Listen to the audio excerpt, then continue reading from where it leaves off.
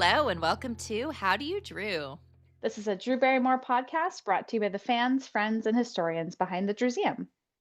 We're drawing on over 25 years of Drewbie expertise to dive into all aspects of Drew's world, from her personal life to her professional career. Thanks to our sponsor and friends at Positive Medium. I'm Anne. And I'm Ashley, and this week we are discussing Wildflower, Drew's 2015 book. Woohoo! Finally! Yay! I'm so excited. This is the start of something big. We'll get into that in a minute, but that's this is true. exciting. Yay! Yeah. Okay, so at the very top, we got to just do a little memorial thing. So let's get into that first. Oh, so as of this recording yesterday, Catherine O'Hara passed away. So sad. I'm sad. I was shocked and sad, and I was like, Yeah. that doesn't feel real. Totally. I know. And it's amazing how many people Oh my God, the internet is devastated. The internet is devastated. Rob Reiner was had this big impact, but for a very specific type of people who would know who Rob Reiner is. Yeah. And then now Catherine O'Hara, it's big and it's shocking and it's really, really sad. It doesn't feel real. It doesn't feel right. She's just been so ever present. Right. Our entire lives for sure. Totally. And generations before us too. She's amazing. I mean, Home Alone is one of my all-time favorite movies. And yes. Yeah, I'm not gonna lie, I'm kind of embarrassed. It took me a minute. I was like, oh, I feel like we should post something, but what connection would I make? I did not think of it immediately either. So guys, they did Home Fries together. I can't believe I'm admitting on the mic that I forgot. You know what? But Home Fries, I love Catherine O'Hara in that movie. She is so evil and twisted and hilarious. She's so funny. Of course, she's always funny. And I've always loved her performance in it. So yeah, once it hit me, I was like, oh my gosh, it just made me extra. Oh, and of course, everyone's like Home Alone, Beetlejuice, the big ones, Schitt's Creek. But I'm like, oh, not that many people are mentioning Home Fries, and it's a really cool special performance. So I mean, I don't know how many credits she has, but she's one of those people that's done so much work that they're gonna be people like us who are like, what about Home Fries? And there's gonna be 100 other movies probably that what about this? I know. Anyway, so Icon, I think maybe we'll get to Home Fries maybe this year. We did cover it over on our friends' makeover montage on their podcast a few years ago, 3 years ago. But yeah, we got to get to it over here. So if you guys are interested, drop us a line and maybe we'll bump that up in the queue. Yeah. We always once we find some inspiration or reason to cover something, we get really excited about it. Yeah. So clearly us not having that recollection is wait, that's sad. Yeah. But anyway, the icon that person is. Rest in peace, Catherine. Yeah. Gosh darn it. Yeah. It sucks, but we age, other people age, time is melting like a dolly clock, all those things. That's true. All right, let's talk about some positives. All right. I love love.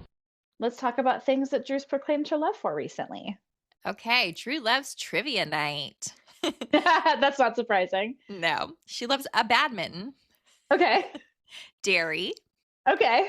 Mushroom caps. Hold on, we go back to dairy for a second. Where was it that she said she drove by some cows and she said, I hope you're dairy? Yes, I think it's from Us 1997, but I definitely remember copying that. So yeah. And I told my partner, and he uses it sometimes. And I think it's really funny. Okay. For so anyway, dairy. I also love dairy.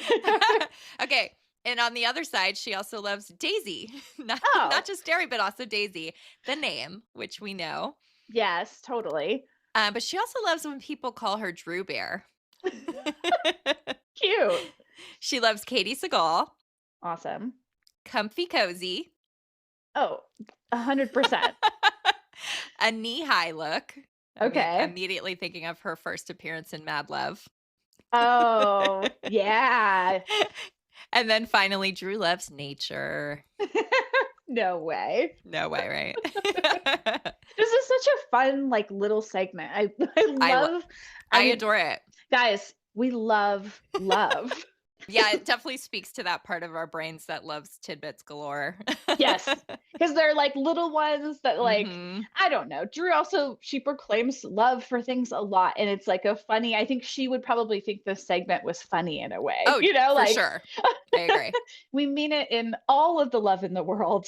Should we get into our mailbag? Let's do it. You've got mail.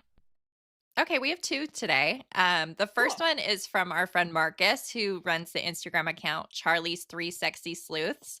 And he was trying to leave this on our YouTube for our last episode, the one about our favorite red carpet looks. Yeah. And then because YouTube is glitchy as hell, it went from he could see it to private while he was like viewing it. What? I know. I'm telling you guys. I'm sorry for those of you who listen to us on YouTube. We're trying to figure it out. But anyway, so this is what he was going to leave as a comment, and he sent it to us. Okay, so Marcus said, go to the episode page on Druseum website and click through the photos as they discuss the gowns. So worth it. You two make me so happy with your organizational talents. Oh, I love that already. Yeah. And then he continues, I was hoping the photos on the episode page were in order as you discussed so I could click along. And of course they were, because y'all are the best. Of course they are. Of course, that's us, you know. I love this comment so much because it's like it shows like the work that you do to like get that part like ready and somebody to appreciate it. Because I'm always imagining like that people are not doing that because I listen like on the go if I'm listening to a podcast. So grateful for people who like go and like enjoy the visuals. Like it's part of the heart behind this whole thing. I'm glad it's being appreciated. Also, a really quick side note I wanted to tell you about him is that we were talking about newspapers.com, which has become my new like incredible source for stuff. Thank you again, Lindsay Blake. And he was telling me that there's this like Hawaiian newspaper clipping of Jacqueline Smith from the last season of Charlie's Angels that he's like, he lost it. He hasn't seen it in 20 years. And I found it on there and it was so gratifying. Yeah, isn't that cool? It's so fun and cool. I love that kind of stuff. I'm so excited to help. That's rad. Yes, so in our mailbag, we also have a comment on Spotify on our last episode, and this is from the person behind the Alyssa Milano Museum, which we mentioned in our last episode, and we got a comment from them. Oh, very cool. So they said, hello, Anne and Ashley. I've been following you for years. As a fan of Alyssa Milano, I must say you're doing an admirable job. With your podcast, I'm improving my English and learning all about Drew Barrymore. That's so cool. Yeah. And he said, I laugh along with you when I hear you laugh. Constantly. I was like, I just laughed right now for no reason, just hearing him mention it. He said, I'm listening every day right now because I want to catch up on the episodes. Keep it up. Greetings from Paris, France. So cool. That's so cool. And I think maybe I didn't catch the line in the last episode where you were saying Alyssa Milano is like big overseas. I don't think I caught like, oh, this gentleman's from France. Yeah. So that's so fun. I love how like with the Charlie's Angels account and with the Alyssa Milano, like they're not like, I mean, obviously Charlie's Angels has a connection to Drew, but he's also focusing on the old TV show. Like, it's like we're tangentially sort of connected, but like because we all do similar work. There's also that Sharon Tate Instagram account that I've become friendly with. And like, we just have this kind of like kindred spirit thing going on. And I just love making these friendships with people. Yeah. And like the style of collecting too. It's like what you're doing and what you're doing with the legacy, right? Yes. Or like our feeling about that. Yeah. So cool. I love both of these comments. Yes. And they're both from like you said, like both people who have the kinship with us. So thank you. Thanks, guys. Yeah. Okay. So let's go over to our kind comments corner. So sweet. Yeah, let's just keep the love fest going. We're so like hippy dippy over here today. Yeah, we are. Okay, this is actress Jessica Williams on the Drew Barrymore show. I wasn't familiar with her before, but she was so lovely. She's from a show called Shrinking. Have you watched it? I have not watched that. And I was trying to figure out what I knew her from because I recognized her and she was great on whatever I watched her on. And I was like, oh, her, like I'd never seen her interviewed. Yeah, she has a really nice energy. Yeah, she really does. So this was just like they're in the middle of sort of a conversation and Drew said something about like how being an entertainer doesn't feel like very important, you know, like or meaningful in the world. And then Jessica just went off on this like incredibly kind comment corner. It's so lovely. I love it. Okay, so let's listen to this. I'm a crier, but your work, you've affected my life profoundly. I feel like I experienced you at the exact right age for the way that you have deposited into me and my generation in a really cool way. Like with the Charlie's Angels, like you were the angel that I wanted to be like, you know? Yeah, like seriously, like, and your phases, like what you've been through, like you've always been quite candid about your rebellious phases and what you've been through in your childhood. I feel like I've always been aware of that. If you're a millennial, we got to experience you as this girl who never quite fit in. You were still quirky, even though you're like white, you're white, but you were still like a girl that somehow felt accessible. From the way you speak to the way you dress and to how funny you are and full of heart. So I just want to thank you for that. I'm so proud of you and what you have done and how comfortable you make people feel. It's really cool. Yeah. So it's so beautiful. And the whole time, like, they're both like tears. Right, yeah. like streaming down their faces. It's really kind, but it's also like, that also speaks to exactly like why we're doing what we're doing. Mm-hmm. I know we're both gonna cry now. Like I know it's like in my throat. I'm like, thank you, Jessica Williams. I know. Like, thank you for saying that so beautifully.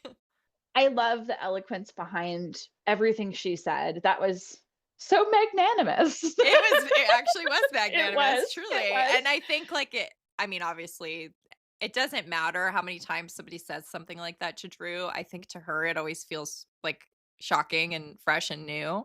Like she's not jaded. She's not like, yeah, everyone tells me I'm the best, you know? And I think she needed to hear that. Like, right. She looked very, very shocked and touched. Right. Like she knows that people know her. Yeah. But I think she thinks she's just like in the background. She's just that old piece of furniture. Right. Yeah. That's literally what she thinks. She doesn't realize like, well, it's also like the generation of women who are like becoming professionals right now and like can, you know, like us, we're like, oh, we can talk about it now. We figured out how to talk about it. We have a platform. Yeah. But anyway, that was beautiful. Beautiful moment in the kind comments corner. All right. Another segment at the top, guys. There's a lot at the top. I love it. All right. So let's get into this week in Drew history. This is a biggie. What a day. Oh my God. February 3rd, 2004. Can you go back there in your mind? Because I can, because we were there. I can. And that's 22 years ago. I'm just going to say it out loud. Weird. What? Okay. So not only did Drew get her long time coming, well-deserved star on the Hollywood Walk of Fame, and we had that ceremony, there was also the 51st Dates premiere that night. Yeah. And I am feeling very certain about this. In between those two things, I believe she filmed Ellen. It was the first time she went on that show. Yeah. Because she has the same hair, the same makeup, the same jewelry. And Nancy Giovanna makes a little appearance like off to the side, and she's wearing the same jacket that she was wearing at the star ceremony. So like it has to be, even though they say that was a couple weeks ago, because it aired like a couple weeks later. God, we're so like we both are so like we know how TV is done now. Yeah. And like we've also like we notice weird things on the Drew Barrymore show that they do that we won't get into right now. A lot of that lately. But like they had to do that, I guess. They have to line up the guests for future episodes, which is so weird to think about. They have to pretend. I guess. Yeah, it's pretending. Anyway, that is a fun little part to like notice because the makeup is exactly the same. Yes, the makeup is exactly the same. Yeah, her lashes. The hair is exactly the same. The ring. Everything. Yeah. It's too much exact. Like everything about like the wave of her hair that I'd be shocked if it was on the same day. So she was busy this day, February 3rd, 2004. Yeah. We'll link to the Ellen episode. There's a couple clips of it on YouTube, and the whole cast of 51st Dates went on. Well, like not the whole cast, but several people. So that was fun. But yes, as I said before, we were there at the Walk of Fame star ceremony and the 51st Dates premiere, off to the sideline being like delegated as little fans. So this was before we had the, what does she say we have? Unlimited access or... Which we don't, guys. We don't. But we could go on and on about like how exciting those were. We actually have Our episode 41 is all about her star and like the family history of getting the stars. And it's actually a pretty cool episode from what I remember. And we do tell our like firsthand account of being there that day, which was so special. So go listen to that if you want to know more about that day. But she was beautiful. It was incredibly special. I'm still so like happy that we got to be right there. Yeah. And then the 51st Dates premiere, we almost got to go into the regular theater, but we were with a group of like 4 people. So Chris Miller, of course, saw us and he's like, oh my gosh, come on in. And then he could only get like a couple tickets, I think. Right. Yeah. It was like, I think he could only get 2 instead of 4. Yeah. Or something like that. So he ended up somehow there was like an overflow theater across the street, also still showing the movie. And he was able to get all of us into that. So we got to see it like 10 days before it came out. Yeah. It's so cool. It is really cool. It's so surreal. Like, anyway, Drew, make some more movies so we can go to more premieres. I remember concessions being free. Like we were balling. Yeah. And we're going to be talking about 51st Dates really soon, you guys. Yes, we are. Oh my God, there's so much weird loveliness lining up right here. Yeah. I mean, how can it not? We're like also almost to Drew's birthday. Like there's a lot going on. She got a star on the Walk of Fame for her birthday in 2004. Essentially. But anyway, that was a really exciting day. Like we got to spend so much of it seeing her, which is so cool. It's probably over like the span of like several hours that we got to like see her once and then see her again. Like, have we ever had that happen before? No, anything else like that? Super unique. Yeah. So anyway, special day, special moment in our history as well as Drew's history. That's right. All right. So there's a little bit more at the top because Drew's busy, which is fun, right? We love it. All right. So let's get into what's new with Drew. Here we go with the news, everybody. Okay, it's already been like weeks because it's just like the way our recording schedule has worked out. But in case you guys missed it, there was another virtual Charlie's Angels reunion with Drew, Cameron, Lucy, and Demi Moore. And they did the like Zoom thing like they did last year. Last year, they were talking about Demi and The Substance. And this year, and this is for Elle magazine, they were doing it to celebrate Lucy's success with her film Rosemead. And I was kind of thinking about it. I wonder if this was sort of to help like maybe push for an Oscar nomination for Lucy. Oh, I wonder if it was. Unfortunately, she didn't get, but I loved hearing them like rain praise on her. It really makes me want to see this. Yeah, me too. I didn't realize like Rosemead, it's the city in San Gabriel Valley. Yeah, because she mentions in it that they like had a couple of days where they filmed like in Rosemead. Okay. So, but anyway, it's really lovely to hear those like 4 women talk to each other. Because they just are so like they love each other so much, and it's like it's really sweet. So I also noticed Drew posted a video recently, the one of Douglas running around her bedroom. Yeah, she had like a picture of the angels in the Swiss Miss costumes like on one of her tables. I know my eye caught it. I'm like, I love it. And the Lucy has like one of their, I think it's one of the TV Guide right? cover, or like it's either TV Guide or some other like photo shoot that was used a million times with like red background. Yeah, I love that. And in this one, you can like see it sort of blurry in the background, but again, it's so recognizable. If you know, you know. Yeah. Yeah. Okay, and then a bunch of episodes of Hollywood Squares. Oh my gosh, yeah. So episodes 5 through 10 have come out since we last recorded. Crazy. Right. We recorded really early last time, I guess. We did, and kind of late this time. Lots of fun looks. One I do not care for. I bet you can't guess which one, Anne. I haven't even watched those like most recent episodes yet, so I hadn't seen the look until like seeing this little picture. The hair, because you wrote that it reminds you of her hair in 2001, but it actually kind of reminds me of her hair at like I think it's like the Confessions of a Dangerous Mind premiere when her hair is like longer. Oh, you know what I think it is? I think it, it looks exactly like, I think 51st Dates? It's a 51st Dates somewhere in Europe. Berlin like or something? Berlin. Yeah, that's what it looks like to me. It's like, she's also wearing black and white at that, I think. Anyway, for those of you who don't know what the hell we're talking about, so I really don't like it when Drew's hair, it almost looks like it's like pushed back and blow dried and sprayed. So it's like back. I don't know how else to explain it. And I like every once in a while she pulls that hairstyle out and I just don't like it. So I had to laugh about it in our notes. And also the screenshot you pulled of it is like she looks a little bit like she got hit with like a fan really quickly. It's great. But anyway, generally like very lovely looks every time. Yes. Yeah. And so I'm like laughing so hard every time I watch the show. It's so funny. It's so good. It's just the perfect like little, and they're like short. It's like a perfect little like burst of like happiness, and like they're little really jabs fun. at each other, but in a really fun way. Yeah.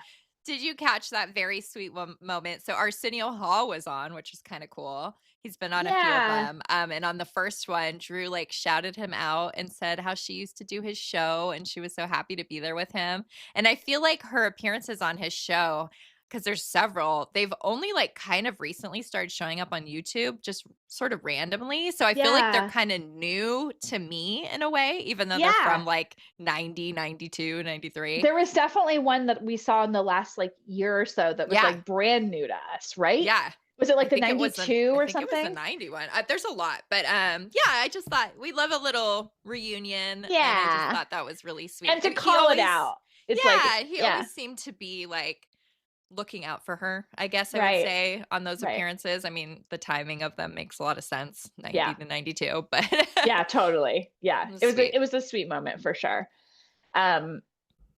See, I love that you noted Douglas, because I like Douglas has just been like roaming around the set this season, and you can just see him like they'll just like do a wide shot of like the contestants and Hollywood Squares, and he's just like in the middle.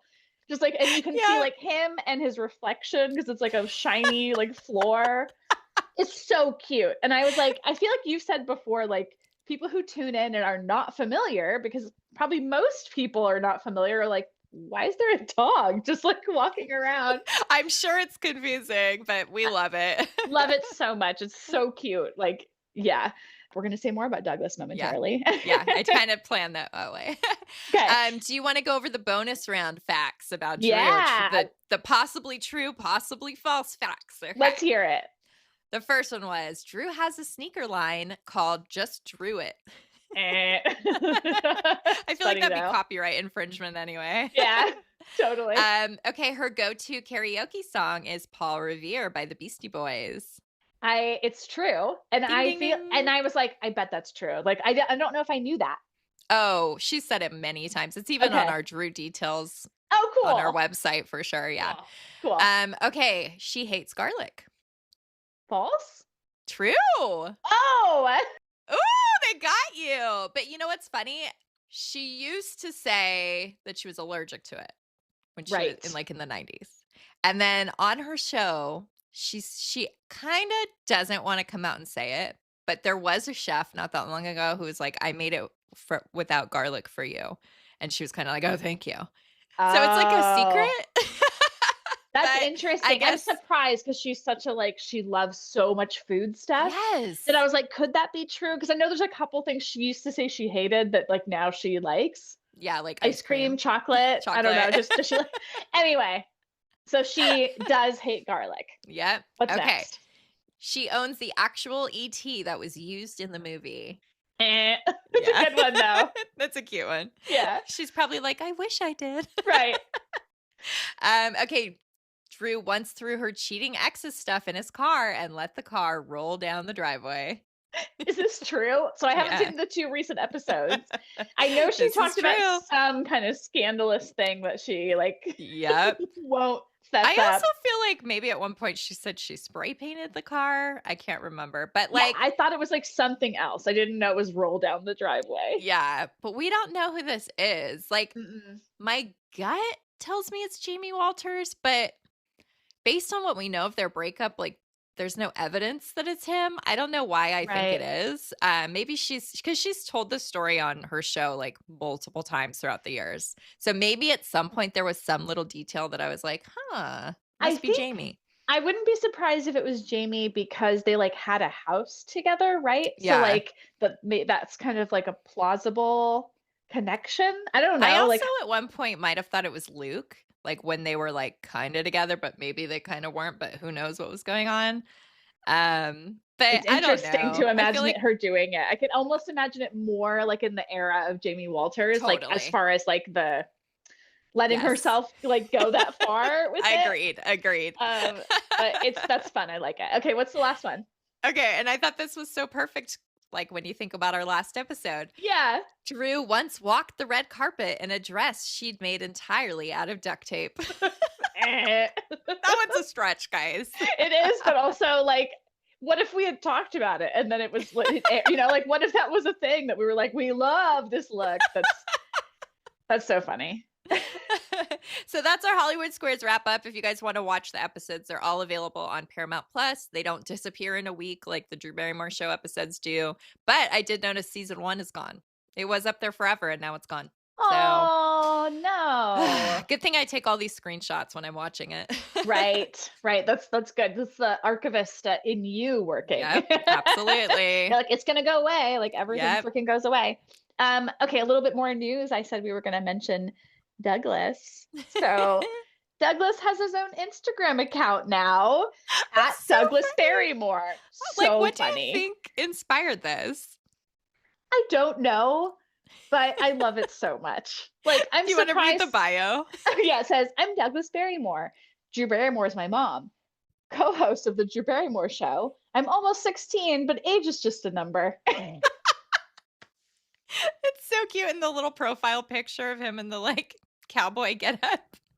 It's adorable. It's so cute. Oh, Douglas, I can't wait to like rain all of my likes onto your page. Oh, yeah. Anything to get like a little more Drew content in a different like lens is so fun. Right. Yay, Douglas. We can't wait to see more Douglas content. Okay, last thing before we get into our lovely weekly topic.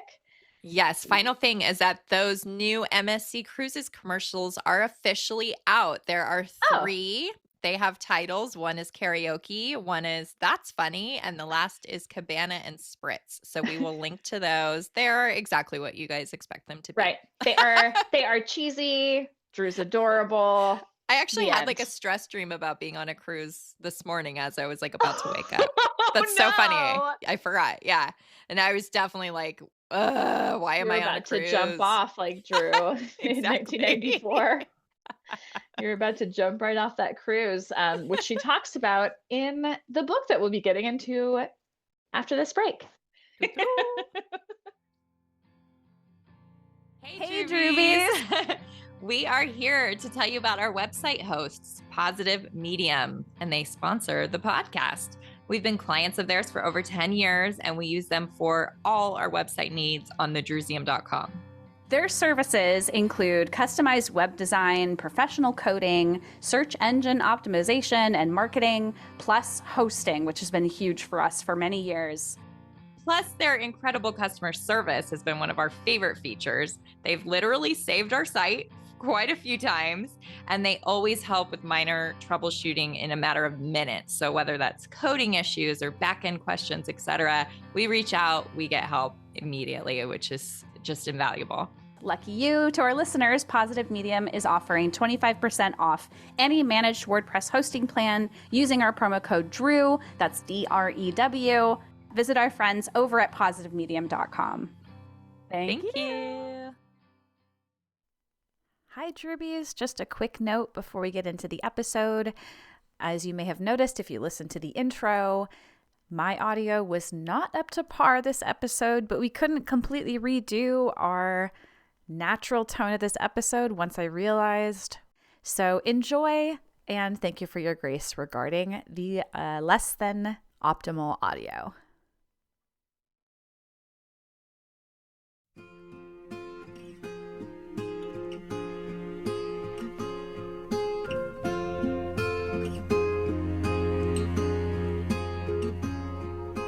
Quiet eyes, you have always been my wildflower, showing up wherever you. Okay, so you guys, we're getting into Drew Barrymore's 2015 book, Wildflower.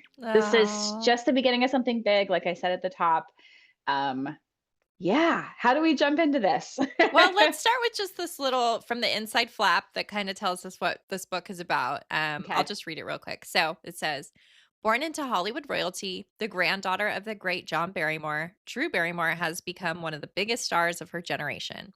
Despite an unconventional childhood, her life went on an incredible trajectory in both good and difficult ways after starring in E.T. at the age of 6.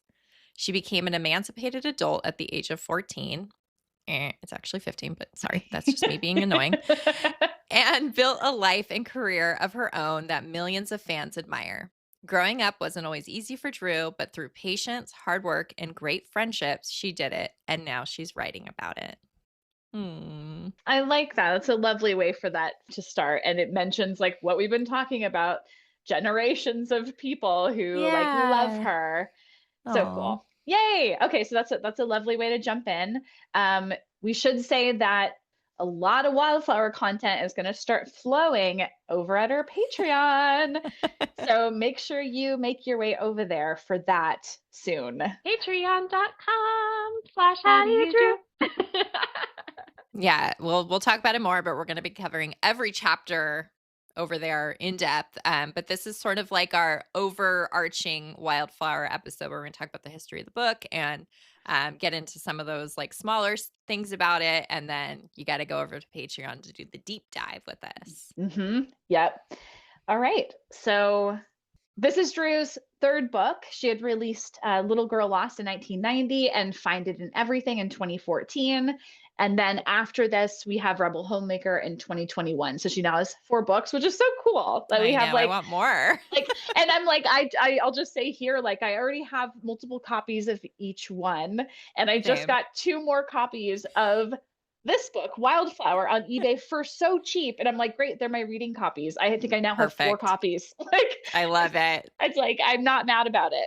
No. But we do have episodes on all of those: Little Girl Lost, Find It in Everything, and Rebel Homemaker. So we will link to those all on the episode page for this episode if you haven't listened to them already.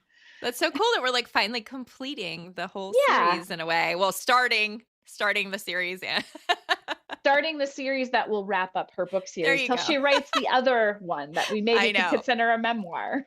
Yeah, and that will obviously have to be like sources on and help fact check for her. I hope so. Because like I said, the flap right there tells us a lie. She did not get emancipated at 14. She thinks she's like rewritten history in her mind. Like she used to say 15. It was reported right before she turned 16. So she's actually closer to 16 than anything else. But it's okay. She did move out at 14. So I can see why she would conflate that information. Right. Like maybe the process started that early. Yeah. And she's just like she was done at that point. I don't know. Yeah. She doesn't need to be the expert on the timeline of her life. That's what we're here for. That's true. So whenever you need our services, Drew, for your next book, just let us know. We know you're listening. All right. So Wildflower. It was announced on February 26, 2015 by the publisher Dutton that she would be releasing a collection of autobiographical essays. This was a huge, like, I don't remember like where I was when we heard about it or anything like that, but it was like very surprising. We did not know that this was coming. Right. And Drew's statement at the time was, I love stories that are humorous, emotional, and welcoming. And that is my goal in writing this book. So I think it was like, it wasn't done at that point. I think she was like still in the process, which is so cool. That's cool. Yeah. And we'll talk about like, she talks about her process a bit, which is so cool that we have this too. So we have like not only the book, but all this extra little stuff because guess what? We're paying attention. So here's some quotes from Drew about the process. She said, I was just trying to tell stories. I was excited about inconveniently making you feel something because it made me feel things when I was writing it. After it was finished, I was like, I think this has become something about the in-between moments that really no one was privy to. That's cool. That's actually a really cool way to think of it, Drew. Yeah, that is a very cool way to think about it. Because her life is public, but not these things. Right. Some of them we knew, but right, of course. But we're weird. Okay. Drew also said that writing the book was, quote, a really beautiful year-long process. She would steal away for 3 hours a day, 2 to 3 times a week to work on it. And then she wrote, the first stories I wrote at a coffee house in our summer vacation town. I would sneak out before the girls were up.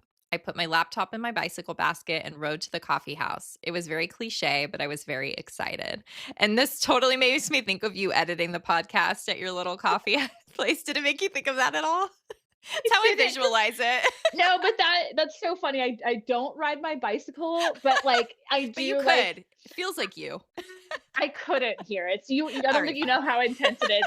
But I like that you picture that because there's something about like the idyllic kind of like nature of how she's describing this. Yeah. And like summer vacation town, you noted it's like out in Long Island. So like it's really beautiful there. So yeah. All right. So I like that she points out that it's cliche, but also that she was like leaning But into she was that. like, I'm living the writer dream of my Right, life. Yeah. right. Okay, so here's a little bit more about the process. She said, writing about my dog, Flossie, I was bawling. And if I'm laughing while I'm writing about Cameron Diaz and these jackasses that we were with, hurling ourselves out of a plane and then crying writing about my grandfather in this Hawaiian hotel room, I'm like, okay, maybe all that will come through. I don't know if I read that. No, yeah. enough. I mean, this is true. That's the way she talks. That's true. That's true. Couple more quotes just because it's like sort of fun to know where her headspace was when she was doing this. Yeah. She said, I actually was crying as I was typing, but I also was laughing all the way through it.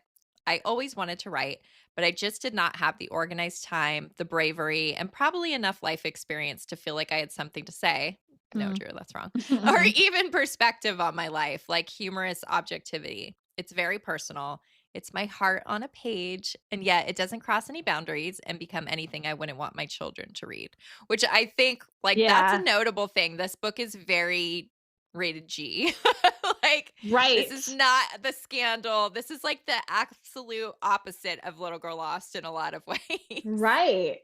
Yeah, that's so interesting to think, because when I read that line, when I was looking at the notes, I was like, oh, wouldn't I like and making it something that kids can read and it wouldn't shock them, or like her own children. Yeah. Like, it's almost like Little Girl Lost and Wildflower are these perfect like duality things that kind of represent Drew herself, like both sides of her. Right. And but we still have this whole thing in between that's like very intimate that we're ready for that, Drew. That book we're ready for.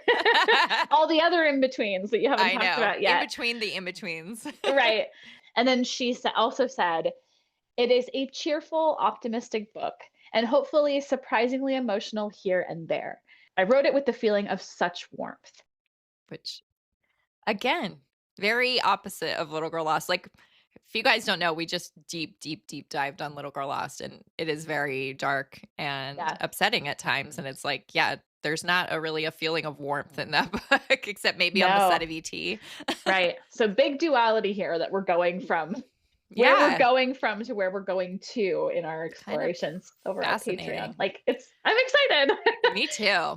But I was going to say, she keeps like describing that emotional roller coaster, like surprising people with emotion. So like, hey, I mean, without jumping ahead too much, I already did the first chapter, and it is like emotional. It is upsetting and sad, and it's not, that one does not have like the happy warmth that I feel like the rest of the book has. Got it. So it'll be interesting. Okay.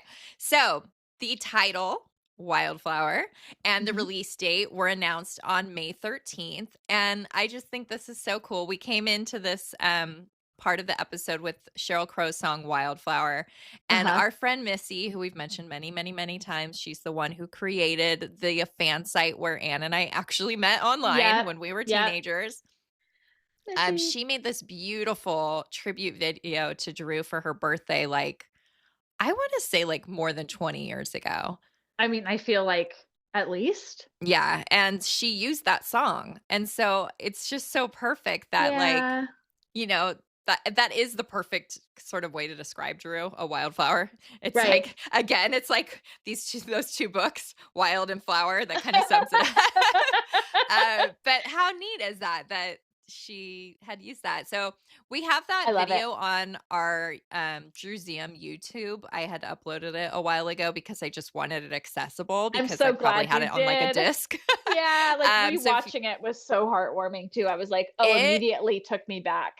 I cannot watch it without like bawling, like tears rolling down my face because it just like captures Drew's beautiful essence and why we love her so much. And it's funny because, like I said, it was made so long ago that she couldn't like upload clips. So she's like filming them off her TV, but it sort of gives it like a really neat, you know, kind of retro look, I guess. So yeah, that's actually what I thought when there were parts of it where it looked like an old tape of footage and it was kind of staticky. And I'm like, oh, that's really cool. Cause it looks like you said, like a feature someone would try to imitate. Right. Like someone would put a filter on their stuff now to make it look like that. Yeah. Anyway, I love that brought you there. Like, you're like, oh, Wildflower. Hey, that reminds me of this like wonderful moment in our specifically Drew history.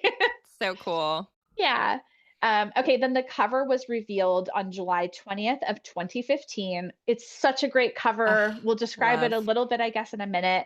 It was a cover designed by Grace Hahn. The cover art photography was done by Diego Fuchitel in May at Drew's home in Los Angeles. You noted here, I love this. They'd worked together in the early 2010s for California Style magazine, Flower Beauty, and Flower Eyewear. So a bunch of flower themed things. Like every shoot they've ever done is just surrounded with flowers. It's perfect. Yeah, I love it so much. Me too. Yeah, what else do we want to say about this cover? So I guess we can just kind of describe it. Well, she's on a trampoline. Right. And they caught her when she's like going up. She looks just like kind of that underwater shoot from 2009. Somehow she can just know how to work with the camera, even in these sort of weird, like me on a trampoline would not look this like peaceful and calm. Serene. Right. They love the like handwriting font they used for the cover and like have like kind of splashed over. It's perfect. Like I love this cover so much. And I also love the back of the cover where they've also got her jumping on the trampoline, but it's the back of her. And there's something why do we love that? We love photos of the back of her. I'm thinking of that one from another magazine. Right. I thought of that immediately. Yes, I thought of that immediately. Also, back to the front, I'm pretty sure she's holding a perfect peony, which is my favorite flower. And it's like literally a Trader Joe's peony that's like, they're like very special. I'm like, it's just, maybe that's why I started getting into peonies. I've never made that connection before. Right. That's so funny. I know you love those. And it is really lovely on this, that's like the only thing that's color really on the original cover. Yeah. So the original cover is like this like gray, a very soft, like it reminds me of like a neutral background color that museums use. Like it's very neutral, but like in a beautiful, warm way. Like how is gray warm? I don't know. It is though. You're nailing your description. I know you don't think you are, but I'm totally here with you. I am. I guess I've been like analyzing colors for a long time as like a framer and stuff. That's true. But what was I going to say? Oh, we haven't really talked about like her dress. Like, I don't know. It's also like simple yet beautiful. Yeah. And playful. Like it's got like embroidered flowers on it. It's like very mostly pretty. white. Yeah. Like it's really lovely. And then, it's fun what they did for the paperback, that they used basically the same layout, but it's like bright blue. Yeah. Like almost Tiffany blue. Would you say I guess it's close to that? It is kind of close to that, actually. It's fun because I can always notice it on the Drew's News desk because of that bright blue. Yeah. It's always fun to spot it there. That's fun.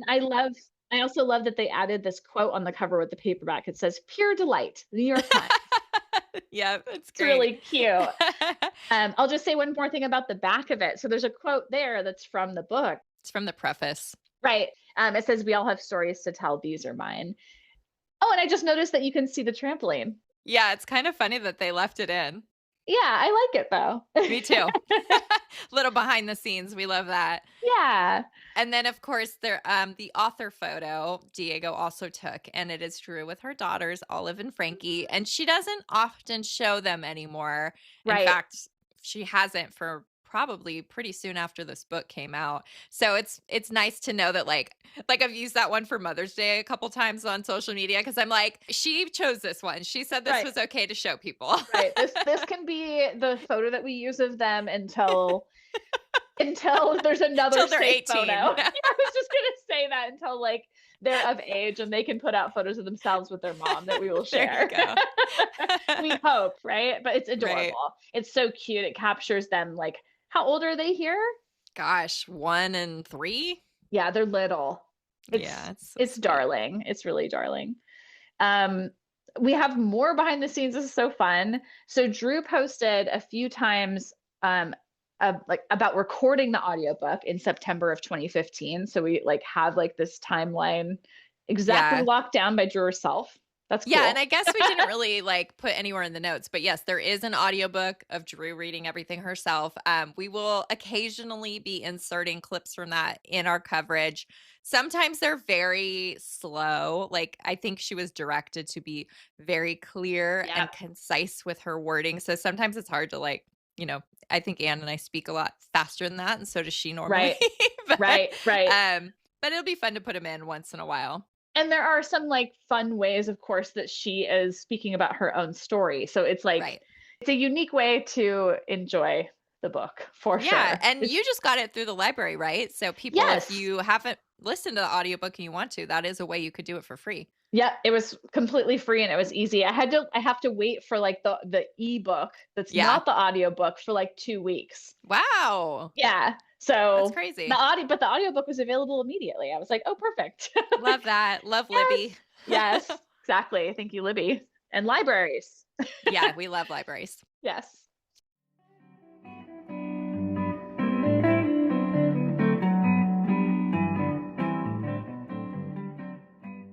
So the book was finally released on October 27th, 2015. I never think of this as like a Halloween release. It's so funny. Yeah. It feels so spring. It does. Just sort of like a special little thing. So the day of the release, Drew posted a tribute to her mom, Jade, on her Instagram. And she used a photo that we were asked to provide, which is really cool. Her people, aka Mason at the time, reached out and said, do you have a good photo of Drew and her mom? We sent this over. It's from the book, The Barrymores. And yeah, Drew posted it and she credited us, which was really fun. At the end of the caption, she wrote, "Thank you to the Drewseum for the photo." Yay. And they even showed it on Entertainment Tonight with the caption. I was like, wow, we made it to Entertainment Tonight. So cool. Do you want me to read the caption? Yeah. Okay, so the caption said, "Today I wrote a book. And as I thank and celebrate many women this week, I must say a huge thank you to my mother. As I say in the acknowledgments, thank you for my life. I am ever so pleased to be here. We have had quite a road, and it is paved with gratitude." So cool. And then followed by thank you to us. I also think this photo of Jade is reminds me of Drew the most of like any photo of Jade I've ever seen. Funnily enough, like one of the first comments, like, because you linked to it in our notes. Yeah. It said like, "You look so much like your mom."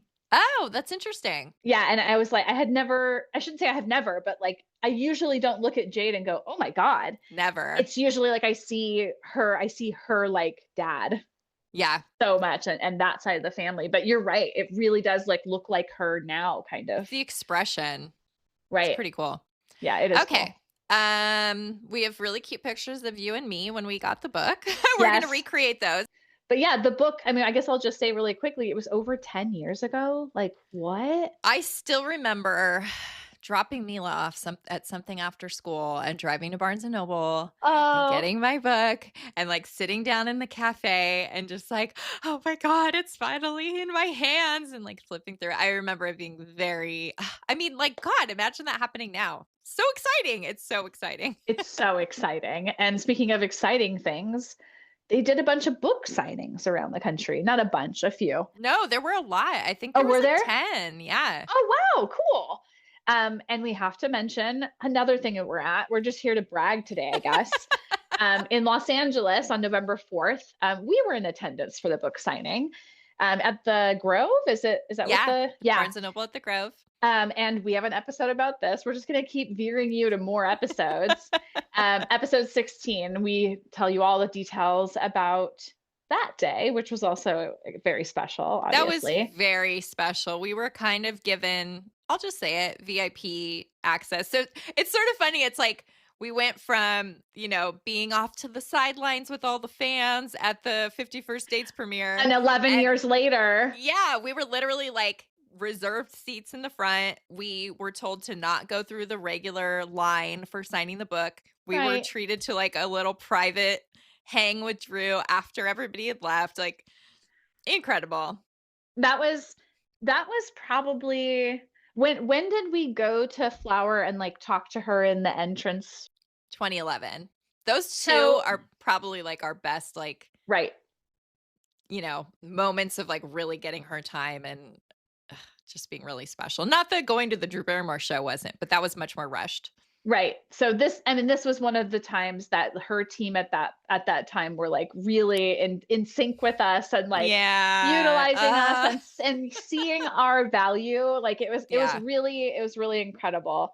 And I love that you like in our notes you popped in like the card we gave her and the little gift that we gave her. I'm like, oh my God, I forgot these little details of like, you know, we got our nails done like at Olive and June, which carried Flower Beauty nail polish. And yeah, Drew's like friends with the owner of that. Like it was just a very like exciting day. And we had like our In Style magazines, I believe. Like it was just a total Drew day. Oh, and we'll just mention too, like we were there with Jolena and Brian, of course, our friends who we've mentioned before. Hi guys. They've both been on the show. They're both amazing. Yes, and we got to all like we have like a row of these Drewbies just all giggling together. Yeah. And we had all met on the same message board as teenagers. Like Jolena and Brian were like 14 when we met them online. So little. Amazing. So like, and like we're full adults in this and it's 10 years ago. Like this is, guys, we've been at this for a while.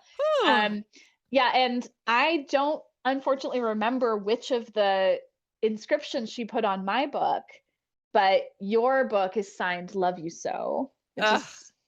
I know. Yeah. So we got to have like our own private little signings with her. I know that she wrote, I think in Jolena's, she wrote love, love, love. Like they were all different, which is so cute. And, I think mine says you're the best with a little error, but wouldn't be Drew otherwise. And then we I remember we had sort of discussed ahead of time, like, what if we had her sign, like, we don't normally go for autographs. That's not really our, like, major thing. But what if we have her sign something and make it out to the Drewseum? And so she did. Oh, there it is. Anne's showing it. We'll have to post this video. So we brought the famous Herb Ritts photo of her profile. It's, like, kind of the Drew picture to a lot of us. And it was like the perfect thing to bring. And she wrote, "To the Drewseum, my friends, all my love, your girl, D." Yeah. And so this became like the heading of our website, the Drewseum. It's our like profile image on a lot it's just the special. picture I've taken to get my hair cut probably since 2005 or something. But yes, I have it framed. And it's at my home in Maine with me. I'm so glad that's not in storage. It's one of the only parts of my collection that I brought with me. And I'm not sure why, but I think I was just like, oh, I can bring like, that feels easy enough to like pack with other things. If you hadn't, I would have been like, you need to send it to me. Like it needs to be seen. This was very special. Like, it was like, it literally feels like the postcard was like the perfect thing for signing. Like the way that the white border is. Oh, Drew. It's just gorgeous. So that's our like own little side amazing story to do with Wildflower. It's just, you know, we're very lucky to have had that access and that opportunity. Thank you, Chris Miller. And so now we'll get back to the book.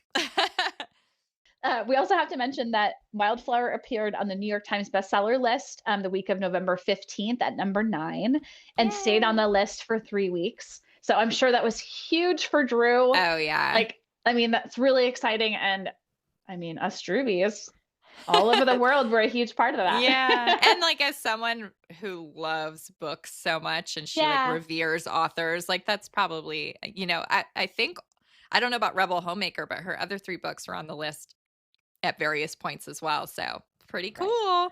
Right. I'm sure that made her really proud. Yeah. As she deserved. Yes. We made one more note about another release. So the paperback book was released on May 17th of 2016. I don't remember if I bought a copy of the paperback yet. Oh, no way. Isn't that weird? You must. I must. You think I must, but I don't remember. You think I must, but must I? Well, go get it because it's cute. Yes, it's very cute. Okay, so we're going to talk about like some kind of random parts of the book. So like I said, we're not going to get into chapter by chapter until we're over on Patreon, but we will talk about there is a dedication, there is a preface, there is a poem entitled Wildflower, and there are the acknowledgments. So we'll get into all of those and then come join us on Patreon for the rest. Yes. Okay, so let's just get into the dedication. First, I love that it's just like, it sets it in a very specific place and time. Yes. But it also is very sweet. To my friend family, my flower family, my Kopelman family, and my daughters, thank you. You taught me everything I know. Sweet, to the point, concise, love it. This is probably a good place to note. So when this book came out, Drew was still married to Will Kopelman, and that is very much reflected in some of the chapters. These are chapters I don't think would be included if she was to like repackage the book these days. Right. Their split was announced early April of 2016, so not terribly long after this came out. And I even, I think I was reading like an article from the beginning of 2016, and it was you could read between the lines that things were, maybe wheels were turning in that direction. The love story. Yeah. Got it. So it's just feels worth mentioning because, as I said, when we get into some of the chapters, it's going to be very focused. And here we have it right there that she's saying my Kopelman family, and I don't think she would include that these days. Just a guess. I wonder if she would just like kind of like group it under some other very general family statement. My daughter's family. Yeah, I wonder. It is interesting to think about like how she looks back on that time. Another thing we would love to read in her memoir, future memoir, or just interview her about. Why not? Right, Drew, come on the pod. Okay, so we'll just kind of go through the preface a little bit. She talks a bit about like the making of the book. Yeah, so she explains that the stories are personal, and she wanted to just like elaborate on these certain memorable moments in her life rather than write a quote sweeping life story. And I think, maybe we should have even said that earlier. Like, this is not a chronological linear biography. Right. This is literally like short little essays about just different moments in her life that she wanted to talk about. It's so fun, and it's so unique in its own little thing. Yeah. And again, that sweeping life story thing, like, leave that to the pros. We've pretty much been doing that for the last 3.5 years on this podcast. That's true. And she says that her publisher wanted to call this a memoir, but that felt too heavy for Drew. Like, it just didn't feel right, because it's not really. It's interesting to think of like the distinction. Like, okay, then it becomes what, like a biographical book of essays? Like, biographical essays, yeah. That's probably more accurate. Yeah. She said this before in the quotes that we said above, but she wants the book to be something you can just like dip into and feel something. So like you said that like even in the first like story, there are like emotions that come up. Oh, so definitely. Yeah. And then finally she explains how hard it was for her to like pull herself away from her daughters to work on this, but she made it happen, which I'm like, props to you, because even just recording this today took a lot of like moving parts for me to not have my daughters around. Yep, totally. Again, like a little peek into that moment. We're looking at those little girls on that cover, like little girls. Yeah. So this is video you took at that book signing of Drew reading. So we're going to just finish the end of the preface of Drew reading this at the book signing rather than the audiobook. This is kind of more like exclusive to us. Yes. And very like fun to revisit this version. Yeah. So here we go. For some reason, I had to write this book. I have become more private every year, and yet these stories were beating at the door of my heart, screaming, "Let me out!" Maybe it was that I have always dreamed of being a writer. Those people who do the typing and the transporting are my heroes. I have never been able to do that. I have never been brave enough, smart enough, had enough to say. I had not exercised those abilities in my life, and now I have. Alone in a room, and yet, as I say in the book, you do nothing in this life alone. And most of all, you do not live alone. and therefore we all have stories to tell. These are mine. Aw, I just had an interesting thought, like as she was reading that, because she's like, "Oh, I've never been that person to sit down and do the typing," and I'm like, "Yeah, we've kind of learned with Little Girl Lost. She did not. Right. Like, she Right. went and sat with Todd Gold in a restaurant and told him everything, and then he ghost wrote it. But Right. it's sort of neat to know, like, this was sort of her chance to really do that. To really do that. Yeah. When did she start doing like those blog posts? Oh, that was like COVID. That was like 2020. Okay. That's so Yeah. fun and has like a Yeah. feeling that's akin, like almost like those are little You're so essays. right. Oh my gosh. Well, when we finish doing Wildflower, we'll do all Yeah. the blog. The We blog could do that. posts. There's not that many of them. Yeah. I wish she would bring that back. Gosh. Right. I know. When the last one was quite a while ago. Anyway, we'll Yeah. get into that later, guys. We have endless content to cover with Miss Barrymore. Always more to come. So here's another thing we want to hear. I thought it would be fun to hear Drew read. So the first kind of like, it's not a chapter, but the first like content in the book is a poem called Wildflower. You noted here we like don't know when it was written because there's not really any attribution date or anything or like who it was written for. Yeah, I remember at first being like, did Drew write this? And like, it's very obvious. But I remember when I was first reading it, I was like, wait, where's this coming from? What is this? Right. So I'm going to play the audiobook version of it just so we can hear the poet herself. Okay. Wildflower, a poem. Out there in the world of chaos, all the concrete and fumes, people with determination behind the wheel, the soles of their feet wiser, some faces with souls of routine, others with high hope of their destination. Among all the human and industrial invention, my eyes find a tiny wildflower with pretty yellow petals and a brown button nose, reminding me that there is beauty everywhere. A compass of nature, a second of stillness in my mind, as my heart races to the rhythms of its swaying in the wind. You are that flower, reminding me of what is real. Oh, That's cool.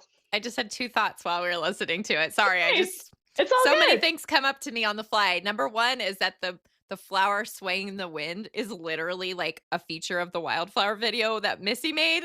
It's kind of weird. It sure is. It's like the primary feature. Yeah. Is a daisy flapping in the wind. So that's crazy. And also, this is very thematic of the first chapter where she's talking about, I'm not going to go too deep, but where she's talking about growing up in a kind of gritty neighborhood, but she had these tiny little pieces of nature at this duplex where she lived. And that, like, it's sort of the same thing here, like, in the concrete, this little wildflower growing. And I'm sure she sees herself as that little wildflower. Yeah. And I like how above it was like, who is this written for? I think she's just writing it for herself, right? Oh, maybe. Okay, so this is fun because it gets into like so many people we know why they are here, a handful of people why that we don't. So the acknowledgement section. Yeah, it's almost like this weird little like peek into something that you're not really supposed to know. Like, I always love the acknowledgments in books because you kind of find information that maybe you wouldn't normally. I don't know. It's just a funny thing. I mean, similar to like, it's not really the same, but like notes at the end of like scholarly papers sometimes will be like, this person for like helping me like not kill myself. Like, not really, but like, here's all the people who helped them through it. And it's just like at the end of some like very... Anyway, I totally get what you're saying. Yeah. So this is the very end of the book. Yeah. We're just going to like quickly summarize here and there. Yeah. So she, of course, starts out by thanking her girls and the Kopelman family. Of course. Her Flower Films family. And she specifically mentions Nancy Javonin, Chris Miller, and Mason Hughes, who we've talked about all three in this episode already. That's hilarious. Yes, we have. And I feel like she says something specifically about Mason, like, I don't remember what it is, but something like... Now I want to look. It says, the great Mason Hughes, who is my rock in every way. I just thought it was Mason, sweet. Come back. Great. I know, do we know what Mason's doing now? It's a side moment. Yeah, I don't know. Mason, we'd love to have you on. Are you listening? I would love to have him on. I've put the offer out before. Maybe I need to put it out again. Yeah, maybe. Tony's been on a couple times. He's kind of like making up for some of Mason's silence there. Yeah. She also acknowledges that her literary agent, Simon Green, and her editor, Jill Schwartzman. And you pulled a quote of Jill talking about Drew. Yeah. Yeah. What is it from? It's from Good Housekeeping 2016. I just happened to like come across it while I was not looking for it. So her editor said, Drew is so passionate and dedicated. We sat shoulder to shoulder editing her book. And not only is she a wonderful writer, but by the time she left, I'm certain she'd hugged at least 75% of us. Probably 100. Let's be honest. Sounds about right. She also thanks, of course, Steven Spielberg and his wife, Kate Capshaw. So there's a sweet, of course, little thing about that. Yeah. Then there's agents, attorneys, and business managers. We don't need to give their names. She does give a special thank you to makeup artist Robin Fredericks. And she said, because Robin always said to me in a playful yet forceful tone that I should write about my stories. So thank you, Robin. Yeah, thank you. We have you to thank specifically. And then the next section is she lists girls who make her swoon. So these are a bunch of her girlfriends. We're not going to read them all. Cameron is there, her old school buddies, Mel and Justine, which is fun. Like Tamra Davis. It's a great list. There's some that I'm like, who? But for the most part, I'm like, yep, that all makes sense. Yeah. She also thanks her nanny. So she lists two people specifically by name, which is really sweet. Of course, she's talking all about not being around the girls all day during this process. So big deal. Nancy Javonen's parents, she thanks them for making her feel like a daughter, which breaks my heart a bit. And I love that. She thanks Jimmy Fallon and says go Sox. Yeah, that's so funny. Cute. She also thanks the crew of the cover art for the book. So the photographer Diego, and then Deborah Ferrulo, who did her makeup, and Mr. Daniel Howell, who did her hair, which is, she says thanks for always making me look beautiful or something like that. Yeah. There's also the former Barrymore Brands designer director, Francesca de la Fuente. She accidentally writes Francesca Fuente, and I was trying to find her. I'm like, that's not right. So it's de la Fuente. De la Fuente. I think she was the one behind the look of Flower Press and that old Flower by Drew website that was so colorful and graphic. Yes. I think she's the reason for that. She did some Barrymore Drew magazine stuff as well. Very cool. And Dear Drew. She was very involved with the Dear Drew store. And we love that stuff. Yeah. Amazing. Huge. And then her last two acknowledgments are to her parents. She says, and to my mother, Ildiko Jade Barrymore, thank you. I am ever so pleased to be on this planet. And to my father, John Drew Barrymore, see you again someday. Oh. Really sweet. Yeah, so that's really cool. So those are the acknowledgments. So those are all the kind of little bits and bobs from the book that aren't in the chapters. One last little thing just to sort of wrap it up on the book flap. It says, from fans who love her work to anyone who has ever had to struggle to become an adult on his or her own terms, this is a book that will inspire, delight, and show the true meaning of family, happiness, and love. Nah, it's true. So just for the last time, we're going to say it again. There are 28 chapters in this book, which is more than I realized we were signing on for. It's all right. It's all right. We'll be covering them in depth on our Patreon. We were kind of talking privately about how some of the chapters might be, not have enough to expound upon, that we'll just put a couple in an episode together maybe. Right. But we're starting with chapter 1, of course, which is called Birds of Paradise. It centers around Drew's early childhood in West Hollywood. And that one is going to be a standalone. It's already got a lot that we're going to talk about. There's plenty of outside sources of the same sort of information that I want to get into. And amazingly, through research, I've already uncovered some really rare photos from her neighbors in her duplex and some really interesting information. So you guys have to go join our Patreon to see and listen to these exclusive episodes we're going to be releasing. Yes, please do. For as little as $1 a month, guys. Patreon.com/HowDoYouDrew. Please join us. And we can't wait to see you there. We're really excited for this new project that we're starting. Yeah, this is going to be fun because it's like because it's not linear. Yeah, it's going to be very different. Like very every different. time, like maybe we won't pair things together. Who knows? That's true. We'll just see as we go. We're just flying by the seat of our pants, guys. So thanks for being here. Man, this was kind of a long episode, but it was a lot of fun. And if you guys enjoyed it, don't forget about rating, reviewing, subscribing. Wherever you're listening to us, you can do one of those things. Mm-hmm. You can also follow us on Instagram at How Do You Drew Pod. That's like all very How Do You Drew centric content. But we also have at Drewseum for all kinds of other Drew content. Yeah. And you can leave comments on Spotify. You can leave them on YouTube if the video is working properly. If it hasn't mysteriously turned itself into a private video. But we love comments. We love talking to you. Yes. Yes, we do. Don't forget, just like Charlie Sexy Sleuth said up there, visit our website at howdoyoudrew.com to see the episode gallery for this episode and every episode. Peruse the Drewseum.com while you're there, our online Drewseum. 20 years, baby. Woo! Dedicated to Mr. Barrymore. I'll say it again. Sign up for our Patreon. Don't miss what's coming up there. And don't forget to send listener mail to howdoyoudrewpod@gmail.com or any of those other places we mentioned. There's probably some kind of contact button on every single one of those. Yeah. And we always reply. We're really friendly and approachable, guys. Yes. We have a lot of fun with this. Okay, everybody. Thank you for joining us. And we'll see you all next Tuesday. Thank you. Bye. Bye-bye.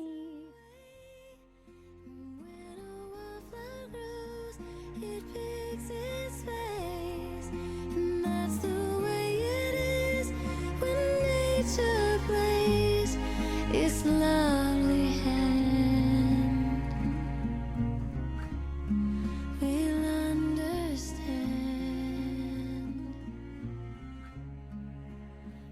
This episode of the How Do You Drew podcast was researched and produced by Ashley and Ann from thedrewseum.com with help from our sponsor, Positive Medium. Special thanks to Matt Costa for our lovely theme song, Roxy Prima for our adorable logo, and last but not least, Drew Barrymore and all the Drewbies who love her. We do this for you. Thank you.